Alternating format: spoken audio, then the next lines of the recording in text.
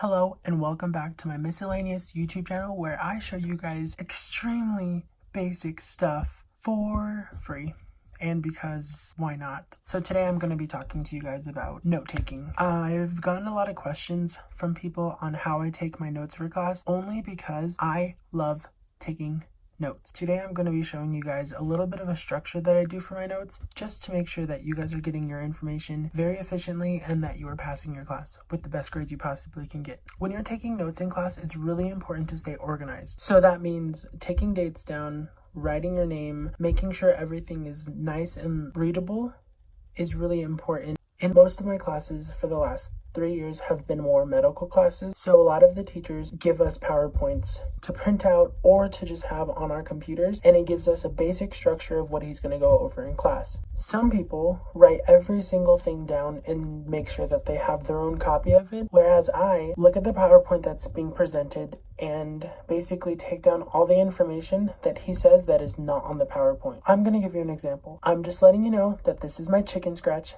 from class. This is no means to say that this is how my notes look right now. I do a little bit of a more harsher method, which is basically listening in class, watching the PowerPoint, writing everything down that's not on the PowerPoint, but also after that, I get together with myself and rewrite everything. Mesh the PowerPoint and mesh my notes together to make one solid study guide.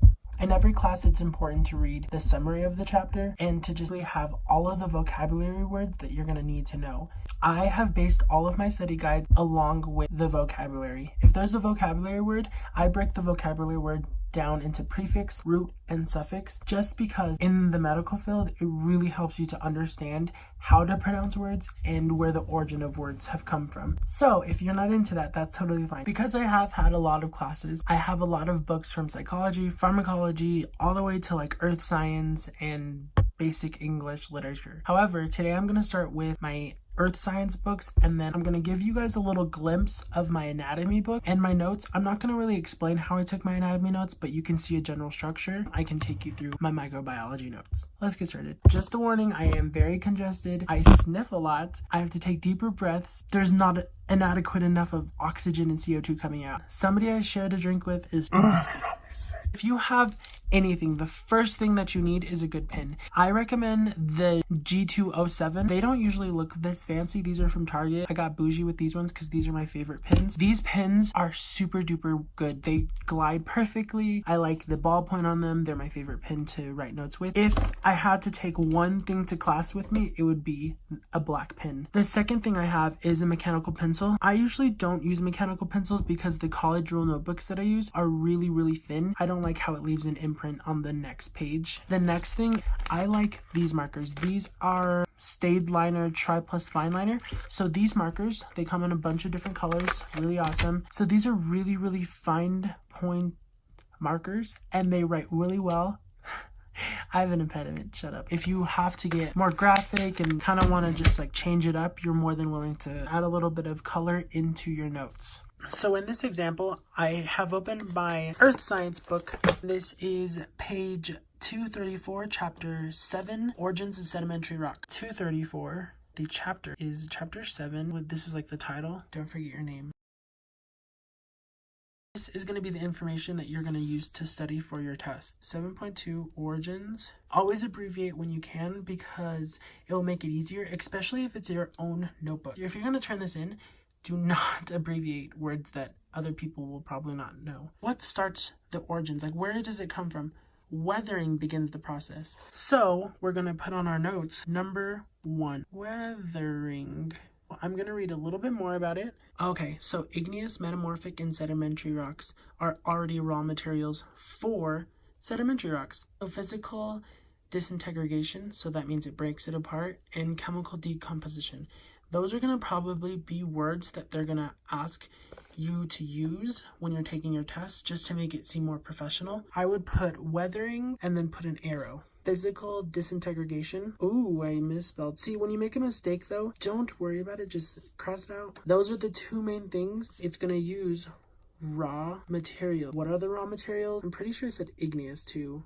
Oh yeah, it said pre-existing. So if you see here, we did the origins of sedimentary rock. The first thing is weathering.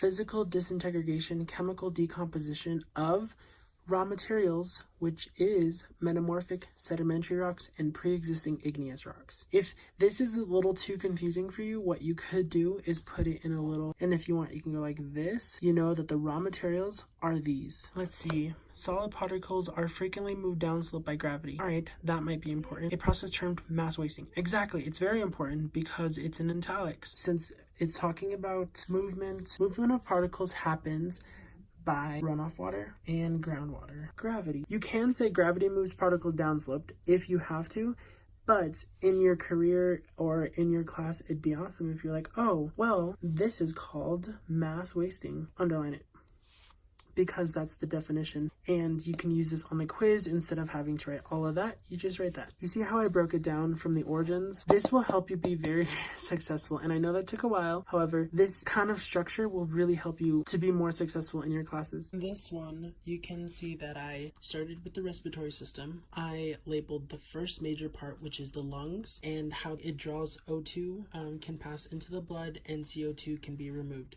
So that's the function of the lungs. Then I wrote conducting zone. It warms and moistens incoming air, and just basically more information about the lungs. In the left side, you can see that I drew the trachea, and then I drew the right pulmonary, and then the left pulmonary, and just basically gave a little bit of an example using colors. And if you can see, I went all the way down the trachea where they branch off into the left main bronchi, the left lobes, but then I went even smaller and I went into an alveoli, which is basically like the tiniest parts at the end of these. And I understand a lot of you guys are not going into the medical field, which is totally fine. This is just an example of the trachea. Showed where the cartilage plates were, where the root of the lung is, branched down all the way down the trachea to the alveoli, and exactly what it looks like in your body. Whenever I do notes, I like to keep everything in a 5-subject binder. I will just grab the tab, leave one blank page. However, you get into the first day of notes. I have the title, the chapter, date, name, and most of my vocabulary words are underlined. What is microbiology? Microbiology is the study of organisms. A microorganism is a microscopic organism, such as bacterium or fungus. A microbe is a virus. And then as you can see from microorganisms, I drew an arrow. There's major groups of microbes. So the groups of microbes go like this.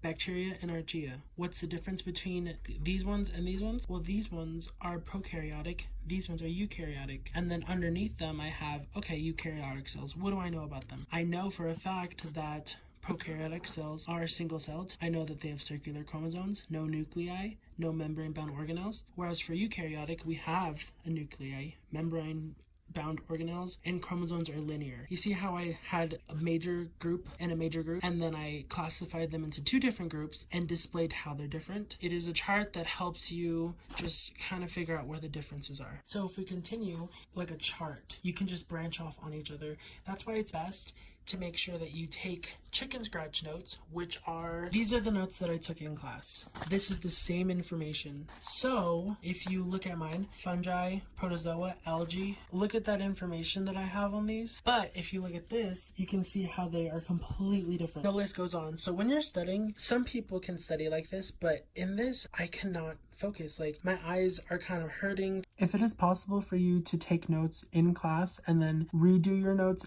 after class, that is probably going to be the most effective way that you're going to get fluid notes and that you're going to be very successful. Only because if you do not need to make note cards, this is probably the best way to study. If you study best with note cards, it wouldn't hurt to put all of your bolded headings onto note cards. I don't like studying with note cards only because I learn with picture and image and color, which is why in my notes you saw how I used a lot of colors and I used a lot of linking together and breaking it down. If you feel like this will help you to be more successful in your class and to just make sure that you're getting the grades that you want, this is probably the way you should be studying. But if you guys need any more tips and tricks on anything else, please feel free to message me. I'll be more than willing to make another video. I actually enjoy making videos. Please feel free to like and subscribe. I also post a lot on my Snapchat and on my Instagram if you guys are interested in following me there.